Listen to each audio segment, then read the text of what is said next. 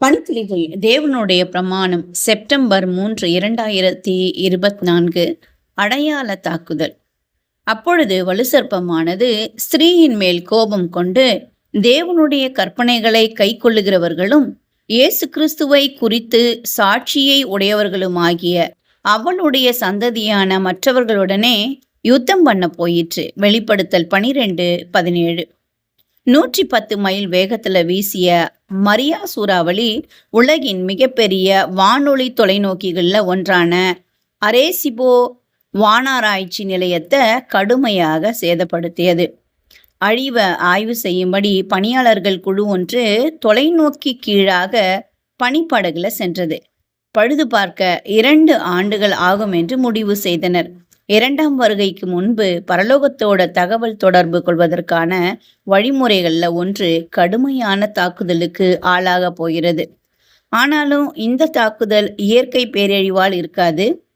அது காலங்களையும் பிரமாணங்களையும் மாற்ற முயற்சிக்கிற ஒரு அரசாங்கத்திலிருந்து வரும் என்று தானியேல் 7:25 கூறுகிறது.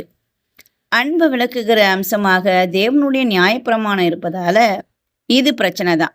அதாவது ரட்சிப்பை பெற்றுள்ள ஒருவரிடம் எப்படிப்பட்ட குணம் இருக்கும் என்பதை பிரமாணம் விவரிக்கிறது. ஒரு வல்லமை எழும்பி தேவனுடைய பிரமாணத்தை தாக்கும், பிரமாணங்களை மாற்ற நினைப்பான் என்று தானியேல் 7:25 கூறுகிறது.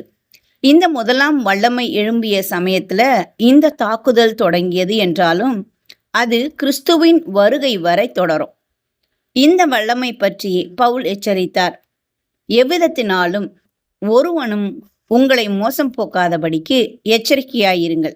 ஏனெனில் விசுவாச துரோகம் முந்தி நேரிட்டு கேட்டின் மகனாகிய பாவ மனுஷன் வெளிப்பட்டாலொழிய அந்த நாள் வராது என்று தெசலோனிக்கேயர் 2:3 கூறுகிறார். பிரமாணத்தை பாதுகாப்பதில் மனிதர்கள் ஒரு பங்காற்ற வேண்டியுள்ளது. அவர்கள் பிரமாணத்தை கை கொண்டும் தேவனை தொழும்படி மற்றவர்களை அழைத்தும் அதை செய்வார்கள் என்று வெளிப்படுத்தல் 14:7 கூறுகிறது. இன்றைய செயலில் காட்டுங்கள். 10 கட்டளைகள்ல எந்த கட்டளை தற்சமயம் உங்கள் சமூகத்திற்கு மிகவும் தேவையா இருக்கிறது என்று சொல்லுங்க. இன்றைய ஆழமான ஆராய்ச்சிக்கு வெளிப்படுத்தல் 14:12, 1 யோவான் 5:3, வெளிப்படுத்தல் 13:3 கொடுக்கப்பட்ட வசனங்களை ஆழமா தியானியுங்க. இந்த நாள் உங்களுக்கு இனிய நாளாய் இருக்கட்டும்.